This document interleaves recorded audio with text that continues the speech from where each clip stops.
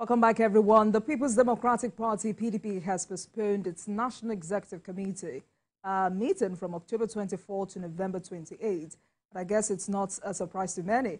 But the chairman of PDP Governors Forum, Bala Mohammed of Bauchi State, says the postponement was to ensure that the party goes into the forthcoming Ondo gubernatorial elections with the unity and strength demanded to unseat the APC. The Board of Trustees of the PDP continues to call for peace and a return to the status quo among fielding members of the National Working Committee. BOT Chairman Senator Adolphus Waber expressed concern over the ongoing internal crisis and urged all parties involved to de-escalate tensions for the sake of the party unity. He emphasized that while disagreements are natural, the PDP's tradition of internal democracy must not be compromised. Waber also assured members that the BOT would engage with the NWC to foster reconciliation and restore normalcy. Tonight, let's speak with Sani Umar, as a former media advisor to former Vice President Namadi Sambo, and also former Presidential Campaign Council spokesperson, on this latest development as PDP suspends NEC meeting. Honorable Umar, good evening to you. Thank you so much for finding time to join us on Politics Tonight. Thank you so much. Welcome. Thank you. You're welcome. All right. So in the last 2 weeks since this matter became a full-blown crisis, every concerned stakeholder has been asking that peace returns to the party. And many wonder why it took the governors this long to intervene. Some say the answer is evident. Everyone has taken a side. And at the time everyone is asking for peace to reign, just yesterday, former Governor Soswem openly says Damagum must go. What exactly do you think is happening? Well, what is happening is not entirely new to the PDP. And what is happening is a completion of a process that has started. In the last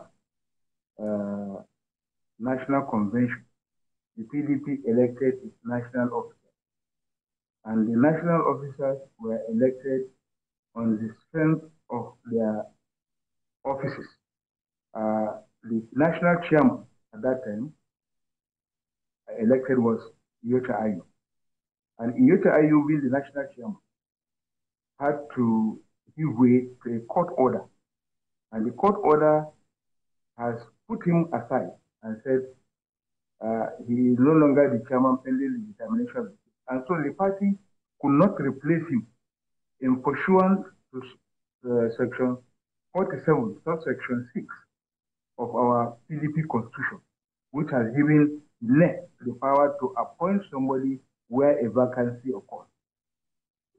So because of that, the Damagum, who is the next officer from the northwest, from the zone where the national chairman comes from, who is the deputy national chairman, assumed the responsibility of acting national chairman. Now, having assumed that responsibility of acting national chairman, he could not give way, and that's why he stayed longer than necessary. He couldn't call NEC to review the situation. But when Ayu finally decided to withdraw his suit in court, and to say there is no problem, then that was when the agitation for representation, for a particular zone to complete its tenure. This is in line with the principles and practice, as enshrined in the PDP constitution. When Bamanga Tukur was national chair and he resigned his position, the next person was taken from northeast, the same northeast where Bamanga Tukur was from Adamawa State. When he left, Adamu Muazu from Bauchi State from north took over. And when Adamu Muazu left, the next person who took over was Alimo Dusharib, still from the northeast. So it's PDP tradition that if a position is zoned to a particular zone, that zone completes its tenure. So as it is now, Damagun is an acting national chairman. And being an acting national chairman, his position of deputy national chairman, as it is now, is vacant. Nobody is occupying it because he's acting as a national chairman. So the party is saying that, look, return to status quo, go back to your position, let North Central bring somebody to complete the tenure. So these were some of the issues that reverberated and caused a lot of stir within the party. Some people were in support that Damagun should continue because of some pecuniary interests they are likely to go to benefit if he's there, while some people believe that due process and constitutional position must be adhered to. So these are the things that has polarized the party and has brought the party at this particular level. Don't forget that, of course, vested interest, political interest is also part of the issue. People with different interests and in pursuit of that interest. So these are the reasons that have brought in, and NEC has been postponed about 3 times now. It was supposed to take place in April. It was moved to August. It was moved to September, and now to October. Is that intentional? Mr. Omar, is that intentional? Because I'm wondering how we can juxtapose everything you've said and what we heard over the weekend. You've said the completion, this is what we're seeing is the completion of a project that started long ago. So are you saying this crisis escalated because the national leadership of the party failed to adhere to its own constitution? Also because over the weekend we heard Governor Wike saying that there is an agreement, there is a standing agreement that Damagum continues to be acting chairman until the next NEC meeting. So are you saying the postponement of this meeting is quite intentional, just to keep Damagum in office? No. The first and foremost, the PDP Governors Forum Chairman, Bala Mohammed, decided that in view of the skirmishes that took place, where some people said, that the PDP is factionalized, where Damagum is saying, I have suspended Debo Olanoga, and Debo is saying, no, we have suspended Damagum and Anyawu. These are some internal skirmishes which must be settled, and it must be doused. And so the first procedure was to douse this tension, which is what the PDP Governors Forum sat down to go united, to be united first, address the Ondo election, which comes up on November 16th. Then after that, we now go to the next meeting to resolve this issue of leadership once and for all. Because for someone like former Governor Soswam, it says Damagum has turned the party into a business venture and is insisting that he's not qualified to remain in the party's leadership. It says if Damagum stays, he would leave the party. And this particular accusation has come from more than one person. Some say Damagum is Wike's person, though the minister says they are not friends. But it looks like every time there is an effort to unite the party, such as the Reconciliation Committee, new issues spring up. Why is this so? You see, for what Suswam has said, I don't know whether I'm not a member of the National Working Committee, neither am I a member of the NEC.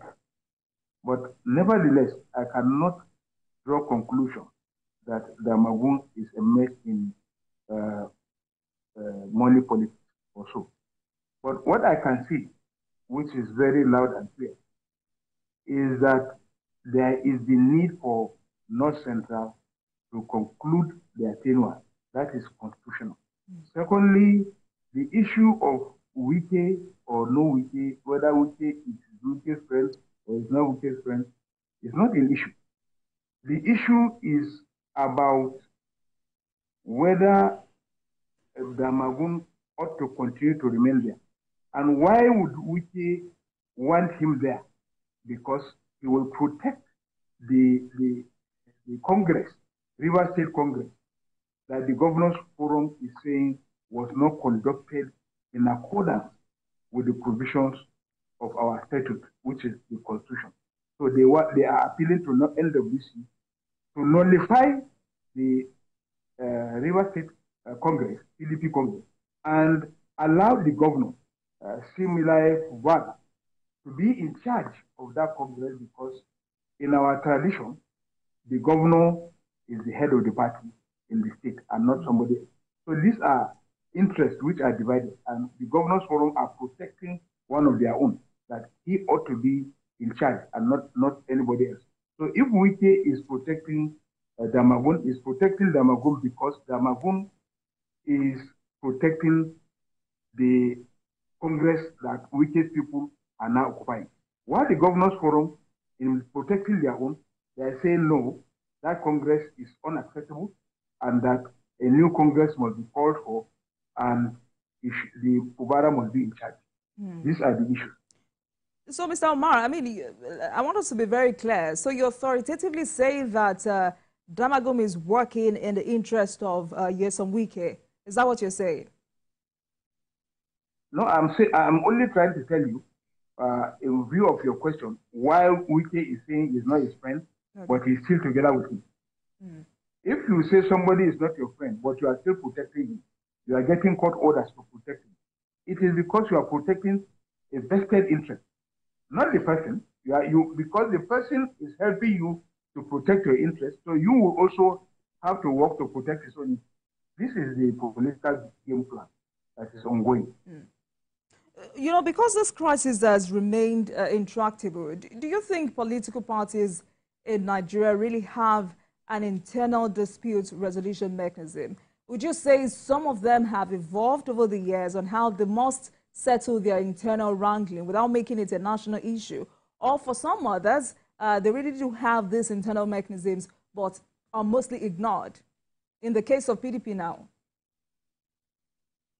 The PDP is a well-structured party. The founding fathers had already laid out a very flawless structure that allows for internal resolution mechanism of all conflicts within the party. But there is a new dimension or a new twist to it. At the moment, we are having the interference of the judiciary in the day-to-day running of affairs of our party. It appears that the judiciary is telling the party what to do and what not to do. If the but the politicians take their matters to the judiciary. Mr. Omar, politicians take their issues and matters to the judiciary.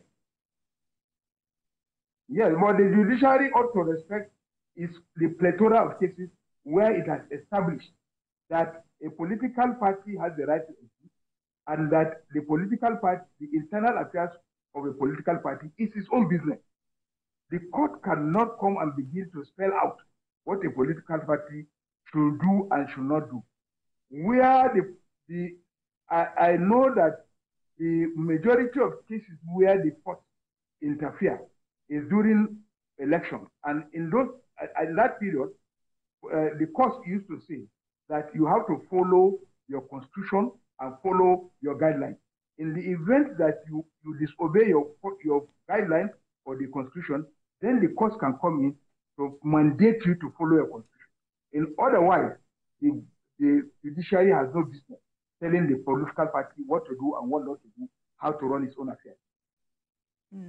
But I mean, my next question would be, how flawless is this structure the founding fathers of the party have put on ground? And I'm asking that question because since 2015, the PDP has not been able to bring the party back to its winning ways. As of 2016, PDP has had about 14 national chairmen in 18 years. After then, the national chairmen are always disgraced out of office. This is a party that brags that it will remain in power for 60 years.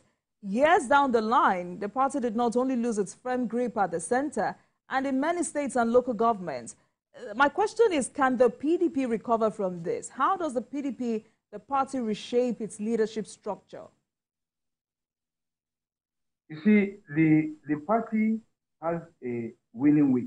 When Prince Uche Secondos came into the party, at that time, the party had only 11 governors.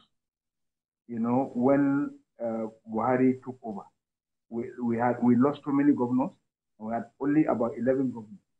But when Prince Uche Secondos came, the number increased to 16, which is to tell you that good leadership brings about success. And so now, when the litigations began to set in, they have refused to allow the parties to stabilize, work as cohesively as a team and pursue a common agenda, which is to be the strongest opposition in Nigeria. Now, that opposition program has been, subletted to individuals and the nation, the politician, the citizens. The citizens are now the opposition in Nigeria, which is why the PDP needs to have his house in order. And in so doing, they have appointed a disparate committee headed by Chief Tim, and then appointed, a reconciliation committee headed by former Governor Olagunsoye Oyinlola. These people are well tested, well trusted. They have managed parties, they have managed government. They are very much aware of the challenges ahead, and they are working tirelessly to bring the party, into unity. And not forgetting the efforts of Governor Bola Mohammed, who is working very hard to unite the party. And I think yesterday's meeting, you will see that he came out and said the party is now fully united. Everything has been reconciled. Now we are approaching Ondo with a view to recovering Ondo, which initially was our own. It was, under Olusegun Agagu before Ondo, we lost it to Mimiko. But nevertheless, we are now working so hard to ensure that in Ondo, PDP dominates the election from November 16th. All right. Mr. Omar, let's take a break. And when we come back, we will continue this conversation.